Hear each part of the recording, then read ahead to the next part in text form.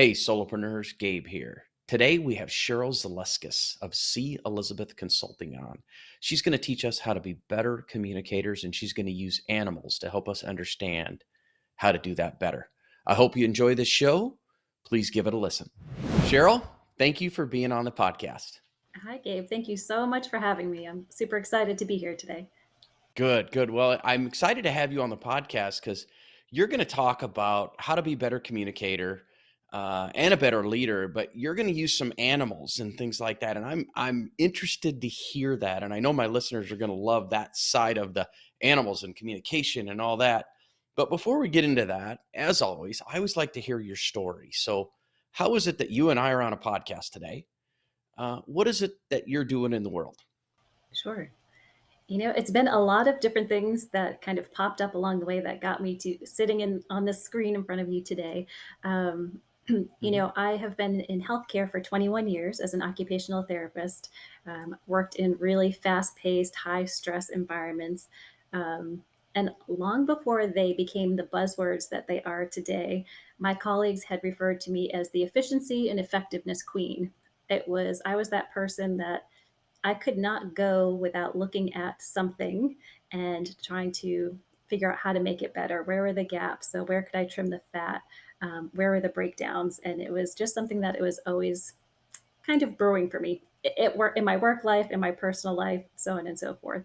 And again, in working in healthcare for 21 years, I love working with people. I love meeting new people that are so different from myself and have different points of views, and just really interacting with them. So take those two things and then always playing some type of a leadership role in my life, what from when I was a small child to, current day in my job situation. Um, I put all those pieces together. And, for me, something that was the thread that tied all of those things was personality psychology. It was one of my favorite classes in my undergraduate studies to become an occupational therapist. And then as I became a healthcare provider, I took a lot of leadership classes, and they really focused in on personality psychologies. And that's what brought me here today. It was 2006, and I was at a leadership course, and I still remember the facilitator's name. It was Joe Mannion. And she talked to us about this DISC personality assessment. And when I tell you that she blew my mind, she blew my mind. I was all in, and I really started diving into what is this assessment about. And I felt like somebody was kind of peeping in the mirror in my window at night, and really knew what I was doing, because this assessment just told me so much about myself. And so I really dug in, who am I? And I got kind of bent on this self assessment thing. Really, what makes me tick? Why do I make the decisions that I make? Why do I behave the way that I do? Why do I communicate the way that I do? Um, and it was kind of that passion of doing that. When the more I dug into that, I had this aha moment, and I realized the more that I poured into myself and understood who I truly was, I just had a better perception of those around me. And I was able to better communicate with people that had different learning styles and communication styles and behavioral preferences. And so that was in 2006. And I remember sitting in that conference room saying, someday I would love to be doing what this woman is doing. I felt the same type of passion in that room that I did when I was treating my patients. And that was really, really exciting for me. And, then life happened, and it was always there in the background. And it found its way through all of my different experiences in healthcare. Um, but it wasn't until probably, gosh, no, it was in 2018 by happenstance. I attended another conference with my husband, who's also a solopreneur, which I'd love to talk about a little bit today. Um, I went to a conference with him, and one of the guest speakers got up, and he started to do this presentation about the four animals. And I said, okay, this is intriguing. What's happening here? And I'm leaning in. I said, wait a doggone minute. I know what he's doing. And it was the disc that I had learned in 2006. But he put this spin on it, and it was so captivating. And I just had to get to know this man. And so after the conference, I went up and spoke with him, and he was just about to start a certification program for training people on what we call the four animals, which we'll talk about a little bit today. Um, Very sadly, that coach, he was my first coach. He has since passed away, but in my dealings with him, I met who is now my business coach. Um, and that's really what brought me to you today, just a connection of a connection of a connection, and just keeping that ball always rolling forward. So that's how we got here today. Love it, love it. So you then, and I'm gonna be really, really safe and clear. You have started a consulting company, correct? And it's called Correct. CElizabeth Consulting. And Correct. so what does CElizabeth Consulting do? I'm playing dumb here. I realize it has to do with communication. It has to do with that. But share with me a little more about what CElizabeth Consulting then does. I would love to. So basically, with C. Elizabeth Consulting, I really serve people in terms of being a communications coach and a leadership strategist. And it's a little bit broad because I work with a variety of people. I work with individuals at one on one. I work with dyads, anybody in a relationship, and it doesn't have to be a romantic relationship. It could be two best friends, it could be two coworkers, and then teams. I have done a lot of work in my 21-year career leading teams. And sometimes, when I talk to people, they say, "Well, I'm not a leader, and I have no interest I'm not a boss, I'm not a supervisor, I'm not a manager, I'm not a director." And my reply to them is, everybody has the potential to be a leader. You can be a leader for your family. You could be a leader among your friend group. You could be a leader in your community, and of course, there are opportunities to be leaders at work. And it's really just taking those fundamentals of communication, really diving in and understanding our preferences. I use that as a tool with the DISC model, which we'll go over with the four animals, and a few other science backed assessments. We really dive deep to get to know who the people are. Um, and it works in a multitude of ways. For some people, it is they come to me with a very specific goal that they're having trouble achieving. And using these assessments and the coaching and consulting, we kind of unlock the doors. We tap into what their strengths are. We tap into what's holding them back, where their blind spots are, and how do they navigate that to meet their goals. Um, for other people in organizations, they'll come to me because maybe there is an operational efficiency, that inefficiency that's happening. And they'll say, "Hey, can you take a look and try to help us problem solve it?" And 9 times out of 10, when you do that in business and you're looking at anything, you look at the people, the process, and the product. So when you're doing that, okay, you can fix the process. You look at the product, your product or your service is great. 9 times out of 10, you're going to put a lot of your focus on the people, because you could have the best product and the best process, but if the people aren't there, you're going to have a problem. Those other two are going to be stifled. So really focusing in on um, the people, and where those breakdowns occur. A lot of times there is conflict that happens all over the place, right? And so my job too is just to help mitigate that conflict before it becomes something. And you do that by truly understanding other people's communication preferences as well as your own. And that's kind of how we dive into those four animals and figuring out who you are. Sounds great. Um, so before we go to those four animals, which I think would be a great next step, you said something about your husband being a solopreneur, and I know when we've visited in the past that you've been involved in that business of his and helping to run that. What type of business is he in? What are you doing? What's he doing? I mean, what's your role in that? Yes. So my husband's business is Savage Fitness LLC. He is a personal trainer. Um, my husband, of course, I'm partial, but he's amazing. And he's phenomenal at what he does as a personal trainer. He is the visionary. And we kind of say that he is the kite and I am the anchor. So he's the visionary, and I'm all into the details. So I we started the business together. He worked for a local gym, a chain, if you will, and just they take a lot of your money that you make, that you put your hard work into, a lot of other responsibilities and different things. With businesses run poorly, and we just said, you've got to do this on your own. It's time to make that jump. And so he is the personal trainer. He does a lot of coaching with his clients. Mind, body, and spirit, nutritional coaching,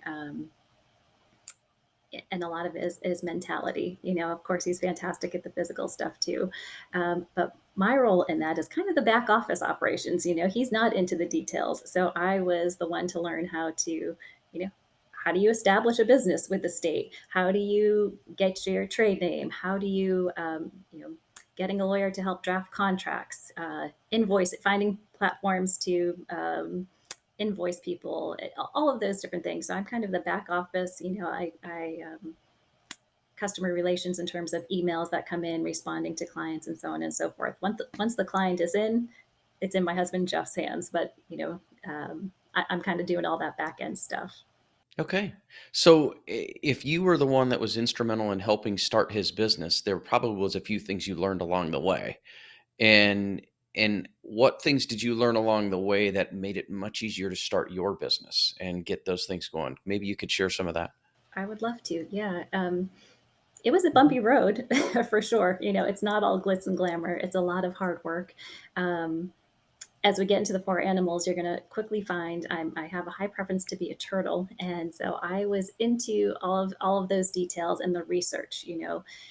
My husband is the he's a gorilla. He wants to make a quick decision and get it done and move on, and he sees the big picture. And I'm like, that's great. Pump your brakes. We got to check this with about taxes. We've got to identify this for the state, so on and so forth. And so I think that was a lot of what I learned was truly all of the steps that are needed to pull the trigger and get you to go live with your business. Um, I would say having done it for him first made it so much easier for me, even down to very practical things, learning QuickBooks to do my bookkeeping. Um, you know, I had never heard of, SEO, what is search engine optimization, all of these different things that, I got that under my belt by helping him. So when it was time for me, I had a leg up in all of those different things. I would say that's probably the biggest thing. And then, of course, money and finances, which I'm sure you're interested to hear about. It Always. was one of those things where, you know, we probably, in hindsight, it would have been beneficial for us to consider some type of a small business loan to do some of the things that we were trying to do before he had brought in any income with the business, and so kind of working through those bumps and those challenges. And so when it came time for me to start my business, I still have my full-time job. I'm a salaried employee. So it was, understanding, what are our fiscal goals for the month, and understanding, okay, this is what we can do with your business. This is what I potentially can do with my business. We've got that safety net of my regular salary. And fortunately or unfortunately in healthcare, I could work 40 hours or 60 hours in the week. I'm still bringing home the same paycheck, but I always know what it was. So from a fiscal standpoint, that was super important because we learned very quickly with my husband's business, you can have a really good month and you can have a really crappy month. Um, and that makes it difficult, because those bills are coming in no matter what. So I would say those are probably some of the biggest things that I took away from that. Yeah, that makes sense. That makes total sense. So why don't we make a change over to this whole animals thing? Because you started to allude to it. You talked about turtles. You talked about gorillas. There's a few others. Share with us the animals and communication, if you would, the styles. Absolutely, I would love to. So, it all goes back to that DISC profile that I had mentioned briefly before. And so, basically, what the DISC personality assessment is, it's looking at our preferences in four different domains. And I'm going to give you a little history here. So, it gives you, it's looking at our preferences of how decisive we are. So, how we think and make decisions, how we get results, um, you know, how we go about solving new problems. Those are some of the things that it's looking at in terms of our decisiveness. Then it jumps over, and the next domain is our interactiveness, our preference for being interactive. Do we like to interact with other people? How do we show our emotions? How do we share our opinion? The third one is our stability, so our preference for how we stabilize things in our environment. And the last one is our preference for being cautious. So our preference for adhering to rules and standards and protocols and guidelines. So when I say those things to you, kind of boring, right? And it's like, okay, yeah, I may have a preference for this, I may have a preference for that. And what we found in our training is, when you say those words to people, although the information and that you'll get from doing an in-depth assessment, you know, the words on the page are powerful. There was just something missing there at that connection. It wasn't hitting with people. When you translate those same things to animals, it all of a sudden starts to come to life a little bit.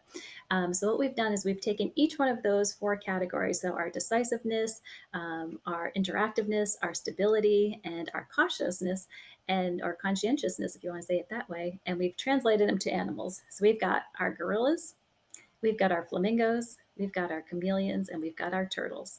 And pretty sure, as I talk to you a little bit about them, either one or more is going to resonate with you personally, or as I'm talking about them, you'll say, I know this one, I know that one, that's my wife, that's my sister, that's my friend down the street, that's my coworker. And the beauty of this is we really learn about what makes other people tick and what their preferences are. And when you know what somebody's preference is, you have the ability to either stay with what's natural to you or adapt your communication style to make sure they hear the message. And what I mean by that is, wouldn't it be awesome if you could understand your boss or your coworkers better? Wouldn't it be amazing if you could deliver a message to your partner or your children, um, and they could clearly hear the message without becoming defensive? Wouldn't it be great if you're a business owner and your clients understood you better?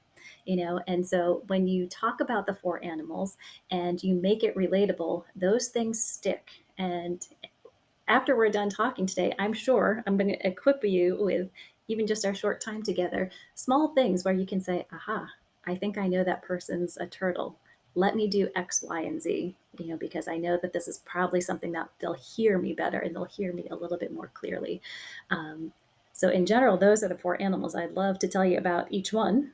Please, I would love to hear about each one, and I'd also love to know, how to communicate with them.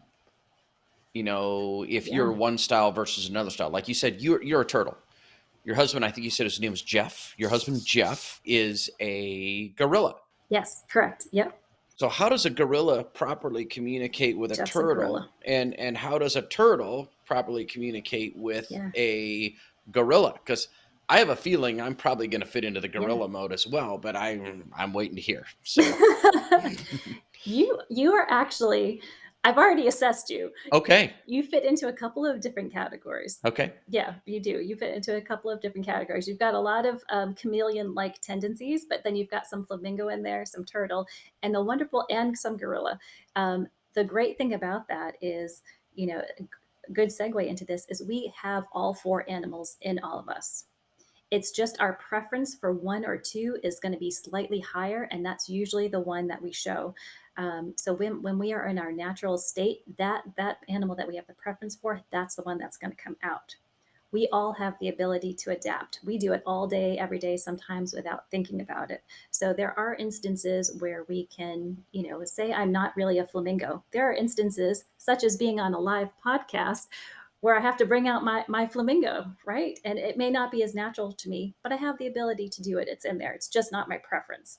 Um, so for my husband and I'll also tell you that I have a preference for almost all. I'm pretty equal throughout all of my animals, but my turtle is for sure the highest. Um, so my husband and I, glad you brought that up. Everybody that meets us is like, you guys are the most opposite people on the planet. How do you even make this? How do you make it work? How do you make it make sense? Um, and the beauty of it, there's a lot of similarities between gorillas and turtles. Both are very much into the results and getting the job done. It's how you go about doing it. So, as I told you before, my husband is the kite and I am the anchor. So, my husband is the visionary. I have this idea. Let's just run and jump and do it. And I'm like, okay, that idea is great. We are still very focused on the results, but I'm going to take my spreadsheet out. I'm going to dot every I. I'm going to cross every T before I pull that trigger.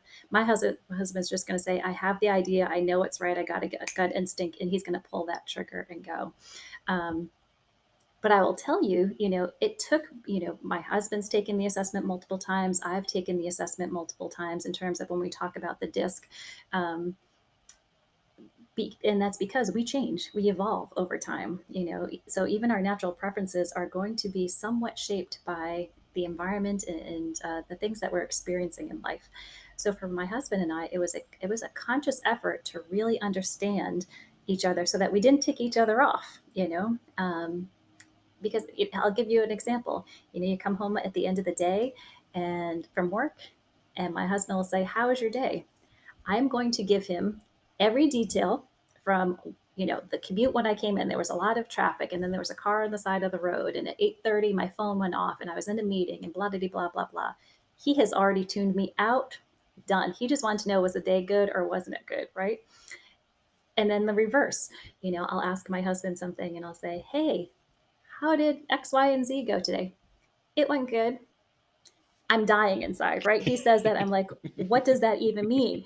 So, as a turtle, one of my favorite things to do is ask why or get more details. So, what do you mean it went well? Explain that to me. Was it good because this happened? Was it good because, And so there are days certainly where we can frustrate each other, or days where we would just tune each other out. We now know what the other person needs and can say, if it's something really serious, I'll literally say to him, I call him Love. I'll say, "Love, I need you to pull out your turtle for a minute. I've really got to dig into the details, but I need you to stay with me." And other times he'll say to me, "I need you to put your turtle away for a minute. We just got to jump. I know that gorilla's in there. Pull it out. Let's go." And we literally use those words to communicate to each other, to let us know when we need that from the other person. Um, I found that in a lot of the work that I've done with larger teams, when you associate this to the animals, it takes some of the sting away from somebody pointing a finger at you and saying, "Oh my God, you're a turtle. You're so slow. You take forever because you're rereading your emails 3 times before you send it. For the love of God, everything's perfect when it leaves your hands, but it takes forever," or whatever the case may be. But now when they just know, oh, Cheryl's a turtle, like she's going to get it done. Just she needs to dot her I and she needs to cross her T because she's not going to be able to sleep at night if she doesn't. That's cool. Let her do her thing. It really has taken the sting off, like I said, and people just attach to this. I can tell you, a school system that I worked with 2 years ago, teachers in elementary school, they still have their respected, they did cutouts of their animal that they found out they were, and they still have those in their classrooms, and it's like, years later, they're still like, "I'm a flamingo," and there's pride in that. "I'm a turtle," I'm a gorilla. So Interesting. I know I diverted a little bit, but to show you there's so much in these four animals. But do you want to dive deep and go into each one just a little bit so you know how to communicate with them? Yeah, I think that would be the best. I'd love to have you give an overview of, okay, what is a gorilla, and what are the characteristics? What is the turtle, the flamingo, the chameleon, and then what are the characteristics that go with each of those? Would be really great. Absolutely. So, if you are somebody that is dominant, assertive, fast paced decision maker, risk taker, competitive, again, bottom line oriented, results is your top priority. It doesn't mean you don't care about other things, but results is your top priority. You might be a gorilla. That is going to be the person that, if you're in a store and there is a ridiculously long line, and you can see that this line is building and building because there's some confrontation going on between the clerk behind the counter and the first customer, if you step out of line and walk up to that counter to assess the situation, to see what's going on, and to try to fix it so that the rest of the 50 people, including yourself, can go on about your day, you just might be a gorilla. Those that is your gorilla. Those people that would, again, the gorilla is associated with that, decisiveness, so they have a high preference for all of those things. Um, so tips when you know that you're engaging with that gorilla, um, do not be wishy-washy in your communication. Avoid the small talk. You just want to get clear and get right to the point, and move on. So for example, if I had a meeting and I knew that I was having a meeting with a gorilla, um, I would not start with a bunch of pleasantries. I'd say, "Hi, so and so. Okay, today our task is tell me where we're at on this project." That's it. Done. Or, "Hey, so and so," if it was my boss, "Hey, so and so, here's the work that I did for you. I found out X, Y, and Z." And that's it. So it's really important for those gorillas because they are going to tune you out, you know. Um, they are, again, that more big picture. They are not into the minutia. They just want to know, get cut to the chase. So then we move to our flamingos, right? Our flamingos, super inspiring. They are persuasive. They're spontaneous. They are just your social butterflies in some ways. Super optimistic. They just attract attention, even if they're not trying to. People just flock to them. It's the aura that they have. Um, sometimes it's truly expressed outwardly in terms of clothing, or perhaps a button on their glasses, some small detail that they have that, it makes them stand out just in some way or another. They are, your flamingos are the person that they can walk into a room of total strangers. And by the time they walk out of that room, they have two or three or more friends right in their back pocket. Those are your flamingos, They are the ones that, if there was a last minute call out and somebody needed to be a greeter at the door for a social function, um, they'd be the one front and sure, not a problem. They'll step right in, greet everybody, hugging people, like making them feel welcome, again, working the room. Versus somebody like me who's not a flamingo in that respect. If you put me in that situation, could I do it again? Could I adapt and do it? Yes. But are you pushing me way out of my comfort zone? You sure are, you know. The flamingos also, they're usually if you're in a work environment, they're the, hey, when's happy hour? Let's do it. Who's bringing the food? Who's got the music? Let's take a pause. And so if I was working with a flamingo, different than my gorilla, if I walked into that meeting and I knew I was interacting with a flamingo, before I got down to business, I would exchange, "Hey, so and so, how was your day today? Oh, that's awesome. How's your sister doing? Oh, I heard. What about that friend you told me about last week? Or oh, did you see such and such on the news?" There's going to be a moment to really connect on that interpersonal level before we jump into the business. That is really needed for our flamingos. Our flamingos are also, they could be the ones that are in a meeting and it's a really intense meeting and they're sitting by the window, be like, "Oh my god, did you guys see the bird just fly by? That was an awesome bird." Those are your flamingos. It doesn't mean that they're not taking in everything that's going on, but they can be easily distracted sometimes by some of those things. So your communications tips for them: be more casual, like I talked about. Just really kind of connect with them on that personal level. um, be willing to share your opinion and just kind of engage in those conversations. So far we've got your gorilla and your flamingo. As you can kind of see, both of those tend to be a little bit more extroverted. So we'll talk about introversion and extroversion with the four animals. Those gorillas and flamingos, they're more on that extrovert side of the scale. Do you know any yet? Now that I've told you about gorillas and flamingos, anybody coming to mind? Definitely. Oh yeah, Yes. Oh yeah. definitely. Yes. So then we'll move on to the chameleon is next. Our chameleons of the world are amazing. They are very process and systems orientated. So, they want to make sure that everything's running smoothly. They are the ultimate team player. Your chameleons are often behind the scenes. They are loyal like no other. Sometimes they're going down with the ship. Those are those employees in the office that all heck could be breaking loose and everybody's leaving. They're going to stay. They want to see everybody to succeed. They want it all to work out, but again, they're behind the scenes figuring out the process, making it all happen. Excuse me. They are very amenable and very steady. That's the thing about our chameleons. They can always be counted on to get the job done. They're going to work at their own steady pace, and that's just the way that they like it. So, if you're hanging out with a group of friends, hey guys, oh, okay, it's time to eat. We're super hungry. Where should we go for dinner? And everybody's throwing out suggestions. Your chameleon's going to be like, it doesn't matter to me. Whatever works for everybody else is fine with me. That's fine. Versus if you had the gorilla in the group, I want pizza tonight. We're going out for pizza, or I need Italian, and that's where we're going to go. Your chameleon counterpart would say like, okay, that sounds great. Yeah, pizza's good. Let's go for that. Let's go for that pizza.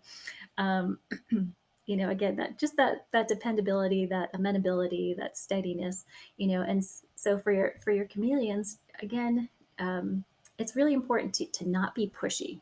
to come across with true sincerity. That's what they're looking for. They can cut through the BS pretty quick. Your chameleons. They just want you to be sincere in your communication and truly be respectful.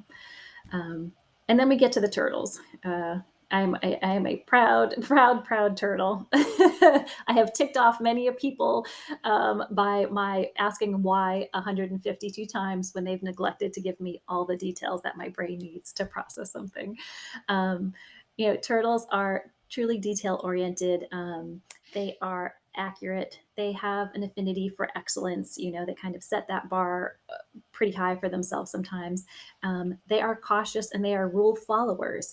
Rules are important to them. Process and procedure is important for them. Again, going back to me and my husband, we always joke, if it's 11 o'clock at night in the middle of nowhere and there's a red light, my husband's gonna look around and go straight on through it. Me, at 11 o'clock at night with nobody in sight, I'm gonna sit at the red light because it's the rules and that's what I'm supposed to do. I'm a true turtle. I am going to get out my spreadsheet and I'm going to cross every T and dot every I before I make that new decision. Um, Again, different than my husband. That's just like, yep, I got it. Let's move on and go for it. Um, Sometimes your turtles can be obstinate, and that's because they know that they're right because they have painstakingly, gone through all of the research to get to the decision that they finally made. And so when you're talking to your turtles, you know, be prepared, be organized, and be detail oriented. That really helps them. They need to have, once they have all the information, then their brains can kind of do their job. But if there are gaps in the information and the data is not there, they can't even move on to the next step.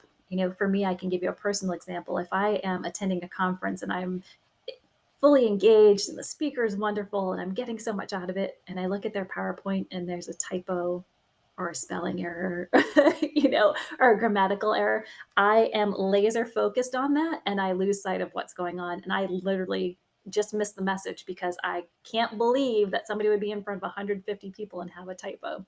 Not to say that I've never made that same mistake myself, but to give you an example of how that kind of turtle brain works.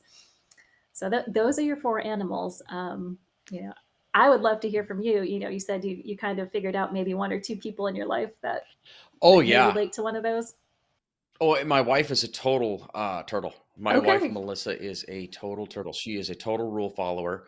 As is my middle daughter. My middle daughter is she's very similar to my wife, and so she's a major rule follower. But I see in each of them, I see other little pieces of the puzzle. Like my middle daughter, we'll use her as an example. Her name is Avery. Avery's a soccer player. Avery will be going on to play collegiate soccer. And on the soccer field, she's a beast. She's a center defender. She's 5'10", 160 pounds of pure muscle, and she is a beast. So she's got this total decisiveness, leadership, charisma, everything on the field. But like in life, she's a rule follower. My wife is very much a rule follower, Hmm. and so I mean, those are just two examples that they're more turtles. My oldest daughter, we'll go through my line of daughters. My oldest daughter, Lauren, she is a full on flamingo. I Okay. mean, she wants to be the center of attention, and she's a lot like me, which tells me I'm probably more in the flamingo domination piece first. And your clue of the button on the glasses, for those of you who are watching this on video, there is an awesome button on my glasses. It is It awesome. is so cool on my glasses. So the those of you on the listening on the podcast, there's a button on the earpiece of my glasses, and that was why I bought them. I'm like, man, those things are awesome. I got to have those. Can I give him another secret of how I knew you had quite a bit of flamingo in you? Yeah, pleyou When we jumped on the podcast, but before we went live, and you welcomed me, your welcome wasn't "Hi, Cheryl, nice to meet you." It was like, "Cheryl, what's up?" That Yes. energy. That is your classic flamingo. Me on the other end, well, once you did that, I matched your energy. But prior to that, as a turtle, I was reserved and waiting to see how you would greet me, and Hmm. if I was prepared to be very businesslike and, "Hello, Gabe, how are you this evening?" But you were like, what's up? Let's do this, and that is your flamingo. Yes, yes. And my oldest daughter is like that. My youngest daughter is probably a little more of a chameleon. Now she's Okay. got the other pieces of the puzzle to her, but she'll kind of just go along with things and go from there. Now, as she's getting older, she's 15. So as she's getting older, she's then asserting other areas of her personality, but she's definitely not a turtle. I mean, she's kind of flying by the seat of her pants at times as well. So I was just thinking of my family in that piece of the puzzle and where I fit, so yeah, I thought it was fantastic. I was hoping that you were going to kind of share what you were thinking there. So yeah. Definitely. You have, like I said, it'd be interesting for you to take the actual full assessment. I think your preferences are going to be high in quite a few of the categories. For you, I definitely see the flamingo, of course, but I also see chameleon in terms of process and procedures. You know, Today we're going to do X, Y, and Z. This is how I go through the steps. There's definitely a turtle in there where you need to make sure that this is running, this is okay, this is okay, this is okay. But I also know by nature of what to do, there's a fair amount of gorilla in there too, to say, hey, let's go, let's jump. I'm not going to wait for every single thing to be in line. We're going to roll with the punches and see where it gets us. So, yeah, yours would actually be interesting.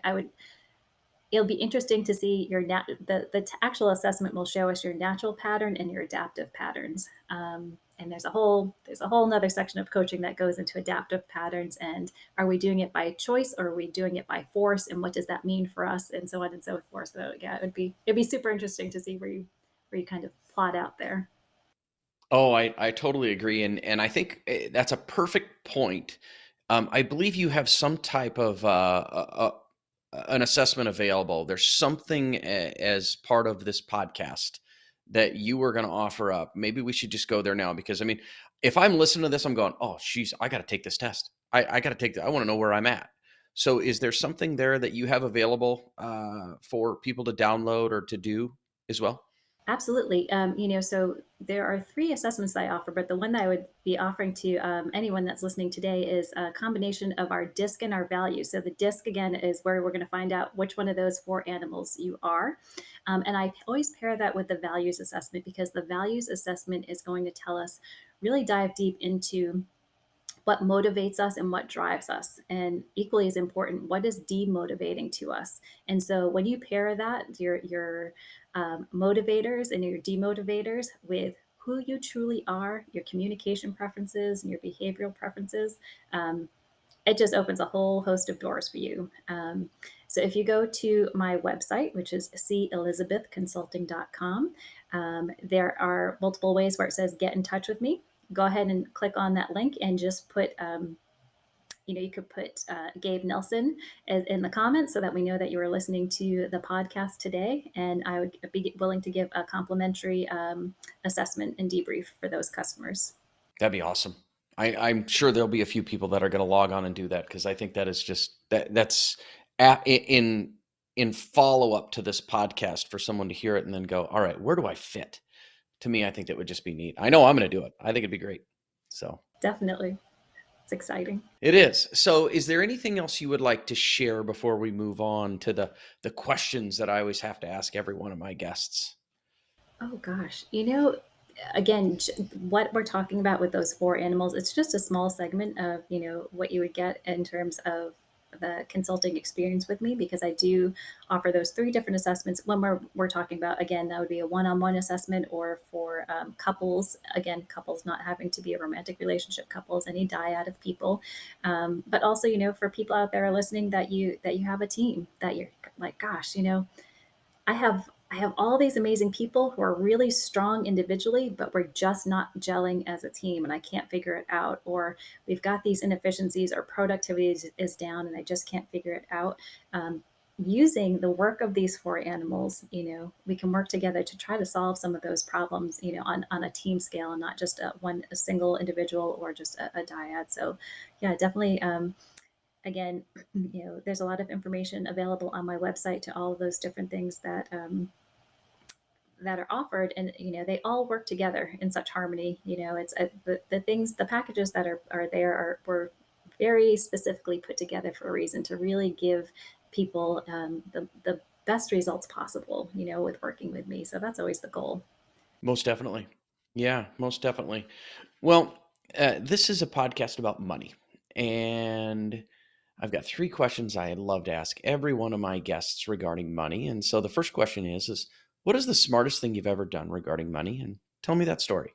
I think, as it relates to my business in particular, as I alluded to, I am a salaried employee in my full time job. And my husband is a solopreneur. So I think the smartest thing I've ever done as it relates to money is, you know, really have those in depth conversations with my husband again about, you know, um, what does that mean for us? When we have our monthly fiscal goals in terms of covering our bills and all of those things, and then any surplus that we want to have, really taking time to understand my financials and where I'm at. That was the smartest thing to say, okay, this is what I've got in savings, this is what my salary is. And more than that, we've talked about where my husband's a solopreneur and my job right now, my CElizabeth consulting, I'm doing it in addition to my full-time job. I would love to someday, hope the employer isn't listening, to leave my full-time job and have CElizabeth consulting be my full-time job, and what would it take for us fiscally to do that? And really diving into those conversations, and thinking about it more than just salary to salary, with my current employer, what is my total compensation package? My current employer, that's where we carry our health insurance. That's where we carry our life insurance. They match up to 5% of everything that I put into my retirement plans, my 401a, my 403b. And so I think the smartest thing truly is just, um, as much as possible, figuring those things out. Again, I'm a turtle, so those things are important for me. I also know that I am not a good money person. I'm excellent at budgeting, shocking to no one with all of my spreadsheets. You need somebody to budget your money, I'm your gal. But in terms of truly understanding money and the retirement plans and all of those different things, that is not my wheelhouse. So the smartest thing I've done is, finding an accountant that understands those things that can help me along the way and help my husband along the way. Because there are definitely, again, as we talked about, there are definitely missteps, with my husband's business. So the smartest thing was learning from the mistakes, and really kind of educating myself as best as possible and finding people that can fill in all of my gaps because they are many as it relates to really understanding finances. Well, and that is pretty much every business. I mean, we need to focus on our genius. And so when you focus on your genius, you can then be at your best, therefore most productive. And then you can start to get the team in place to then help you get to where you need to go. Um, and for your knowledge, I'm just going to throw this in. If you go to my website, go to gabenelsonfinancial.com/resources. I have a checklist that's kind of like a worksheet for you. I should call it a worksheet for you when you're ready to make that change to go, all right, I'm ready to go off on my own. These are the things you need to think about. You've already got a mental accounting of those in your head, but it's a nice worksheet that you can walk through to get yourself prepared to make that leap so that when you are ready to go, I'm done. I don't want to work for anybody anymore. I want to just go run my business. That opportunity is out there for you to then um, just download the free worksheet and work through it because your turtle mind will appreciate that and go True. through and go, all right, here's my steps. I know I'm ready now and I can make that leap. So I'll throw that out for you. Next question is, what's the biggest money mistake you've ever made, and what is that story? Okay. So I can say for me in my business, luckily because I'm in my infancy, I haven't made a huge mistake yet. However, again, we'll use my husband's business, which I was a big part of. We did have some missteps. Some really big missteps. And, without throwing individuals under the bus, the long story short with this is we hired bad coaches. We hired some bad coaches, and to say that the return on investment wasn't there, the return on investment wasn't there. We invested Boku bucks, not once. but twice on two different individuals and got burnt both times.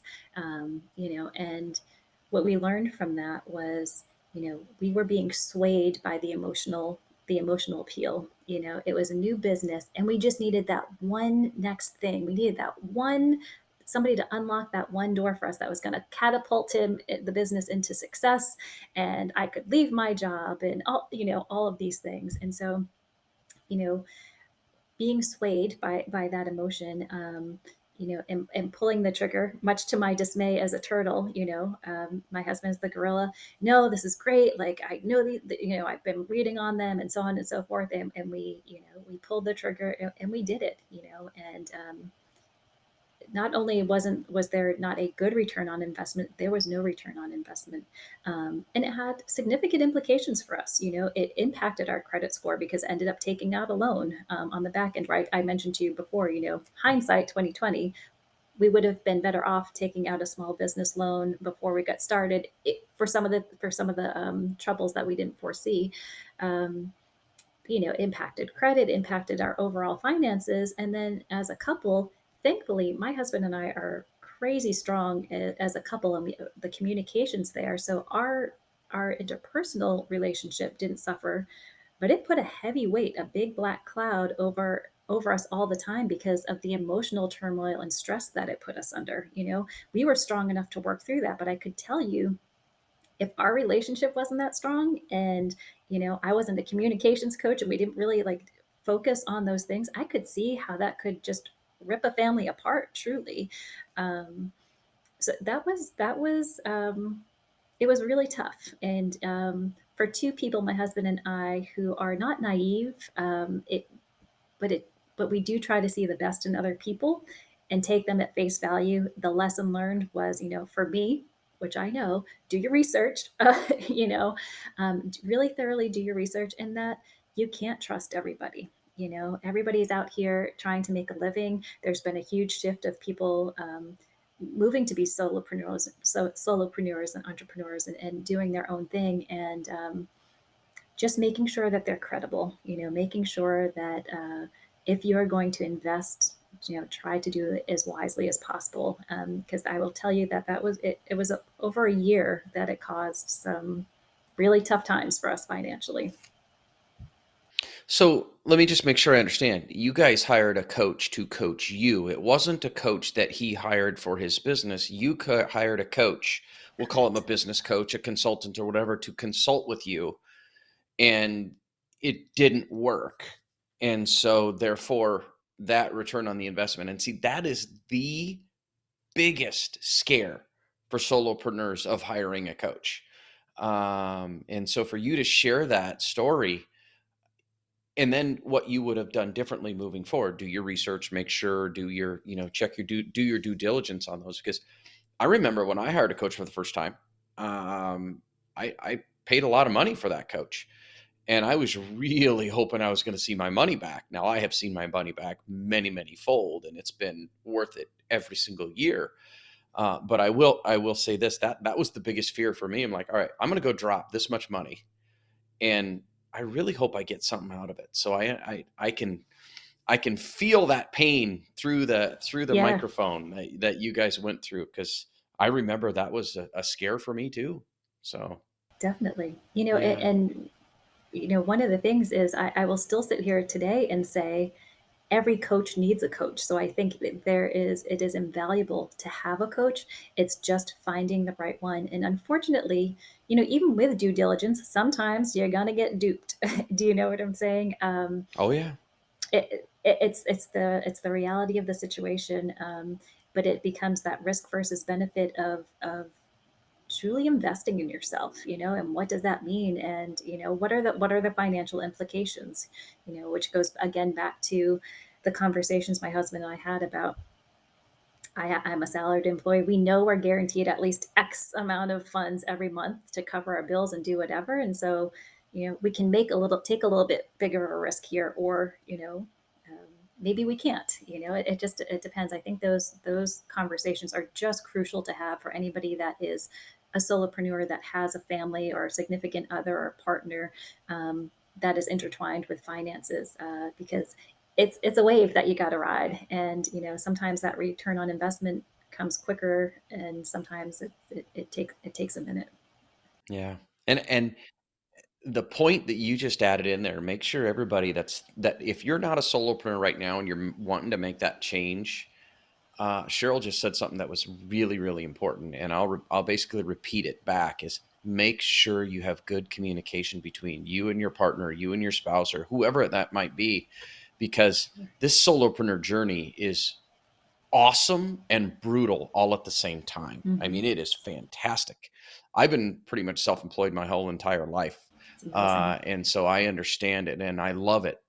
But thankfully, my wife Melissa and I have a really good communication level, and so we're always on the same page. Because I've seen people fail in business just because they weren't on the same communication level, and when they're not on the same page, money gets spent one way when it shouldn't, or things get done in a certain way that shouldn't, and next thing you know, you're out of business and you're looking for a job, and that wasn't your goal when you started this thing. So yeah, I wanted to make sure I repeated that because that was fantastic that you shared that, Cheryl. Thank you. Yeah. No, Yeah. I thank you for repeating it. And it made me, as you were Mhm. saying that, just think of, I know this is definitely about money, but the other part of that too, for these, anybody that's listening that is thinking about being a solopreneur, is the support that goes into that you need to offer your partner that's going through it. Because as a solopreneur, as the name says, everything falls on that person's shoulder, especially until you have, established the business to the point where you can get that support team around you. Like I told you before, I know I'm not a flamingo. So for me, I need help with marketing and social media and all of those things because that's not my wheelhouse. But I either have to figure out, do I have the funds to invest in myself now? Or if not, I've got to wait until I have funds to do that. But to your point, supporting that solopreneur because they have got to pour themselves into this business venture. So it may mean, things like helping out more with the chores at the house. If your partner that is going to be a solopreneur had X, Y, and Z on their plate in terms of, taking kids to practice or making dinners or taking out the trash or doing different things. I know it sounds small, but it really, that's where that communication comes into play because that support needs to be there so that the time can be carved out appropriately to get those things done. Um, just throwing that nugget in there. I know it doesn't have to deal with finances, but I think it's so helpful to any partners that are kind of getting ready to jump into this venture. Well, and frankly, communication is one of the greatest things that causes money problems, and so frankly, it's not off base one single bit. But what I'm going to do is I'm going to pull it back around. So, what does mastering finances mean to you? Well, the very first thing that pops into mind when somebody says that, and I don't mean it to be cliche, is establishing generational wealth. Really setting up for the family to, you know, just be able to live and experience life and do the things that they want to do. And to not have to do so, to not have to struggle with some of the things perhaps that maybe I did or that my parents did financially, and start out at a different playing field in terms of that, and really securing that for generations to come when I'm long gone. I would love to create that legacy for family that, they're in a really solid place in terms of how that looks. Um, that for me is probably I would say is probably the biggest thing, but also just that fact of, again, without thinking about a lavish lifestyle, you know, just being able to live without having to check the account to make sure that there's enough money in there to do something, whether it's something you want to buy or an experience that you want to create for yourself or for your loved ones, just being able to do it without stress and pressure and saying, well, I've got to pick up 3 extra shifts or see 12 more clients, and then we can go on that trip that we always wanted to take, or all of those different things. That's mastering your money to me. And I would say, lastly, as somebody whose my highest value is altruism and truly just this affinity for helping others, I would love to master money to the point where I can be a blessing to somebody that needs it from a fiscal standpoint. To me, kind of checking those 3 boxes, that's it for me. That's money mastery in my world, anyway. I think that would match a lot of people's idea of money mastery. That was fantastic. So I appreciate you sharing that. And I'm going to be a slight bit repetitive, but I would like you to share how people can find you. So how can people find you? What's the best way to get in touch with you? And so that if someone is sitting here listening, going, "Man, I want to talk to that lady about gorillas and flamingos and chameleons and turtles." Who was that again? Oh yeah, that's right. It was it was Cheryl. Yeah, okay. So can you share how they can find you? Sure, a multitude of ways. You can always reach me at email, connect at CElizabethconsulting.com. You can go ahead and get a hold of me from my website, which is CElizabethconsulting.com. You're going to see a theme here. You can catch me on Facebook at CElizabethconsulting.com or IG. It's all the same handle for all, so that it's just super easy. If you got CElizabethconsulting.com, Facebook, IG, I'm on LinkedIn as well. My website, and like I said, email is just connect at CElizabethconsulting.com. And I would love to hear from you. Fantastic. I really appreciate it. Thank you for being on Solopreneur Money Podcast, Cheryl. Thank you so much for having me, Gabe. Well, Soulpreneurs, I hope you enjoyed that conversation with Cheryl Zalieckas of CElizabeth Consulting. If you want to get any of the information on how to reach her, all of that is going to be in the show notes. Check it out. And my major takeaway is this: in order to be a better communicator, we need to know how we communicate and our styles. And the best way for you to do that is go to her website, CElizabethconsulting.com, and click on contact her so that you can get the assessment, and she'll send it out to you via email. I hope you enjoyed listening today, and please share this with a friend. Have a great day.